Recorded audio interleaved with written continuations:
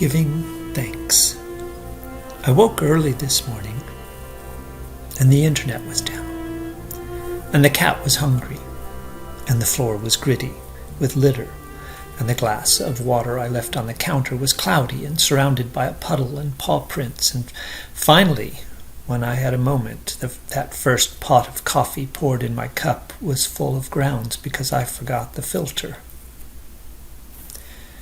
And yet I give thanks for the dampness of air and gray morning light, and the squirrels asking for peanuts even though I told them yesterday I was out, and my walk in the quiet just beyond dawn, and the phone that kept ringing and never anyone I knew would call before 8, which is something the phone itself seemed to know because it kept announcing each call with the words, "Scam likely." And so each time I answered, asking, "Hello, is this a scam?"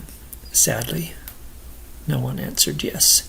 Mostly they hung up, for which I am partially thankful. But here is something for which I am completely thankful. On my way home, the gray lifting from the air, I saw an old woman walking delicately, cautiously, as if uncertain of each step so precarious. She raised a finger to her lips, pointing to something large stirring by the curb, a great oval of black bobbing its arcing neck toward the concrete, as if in prayer, as if giving thanks before tugging at the tangled strands of something mounded in the street. It stopped at my approach to look at me and squawk. The woman raised her hand. We stopped, all three of us, to watch each other, all of us, unexpected.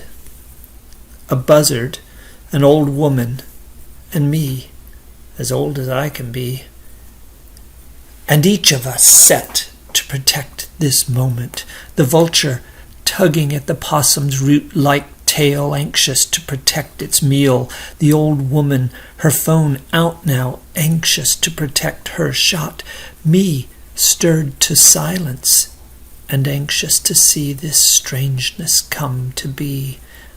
An arc of bird tugging at tendrils, pulling at the tail of the lifeless mess, trying to find a moment's peace with its morning feast, until my phone, again, startled wings impossibly wide, opening into air, gasping as we turned to watch such strange grace ascend and disappear. There we stood, joined by a car stopped in the street, head hanging out, asking, "What was that?" But no one dared answer until it was gone, into the trees high and somewhere beyond. And then I said, "I think it was a scam, most likely." Afterwards, we each headed on our way in search of something we knew could only be less than what we knew this day to be. And so in quiet gratitude, I whisper thanks for the hunger that drives me out into the day, and thanks for the woman with the delicate step, and thanks for the bird, and even thanks for the possum who became the feast for one to share with all this day. But next time, I think I might forget my phone and venture out alone.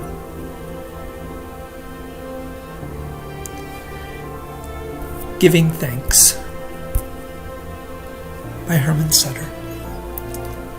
I hope you had a happy Thanksgiving, and I hope you will check me out on the World Before Grace and After website, blog site, whatever that's called. And if you like it, leave me a comment. Talk to you later. Bye.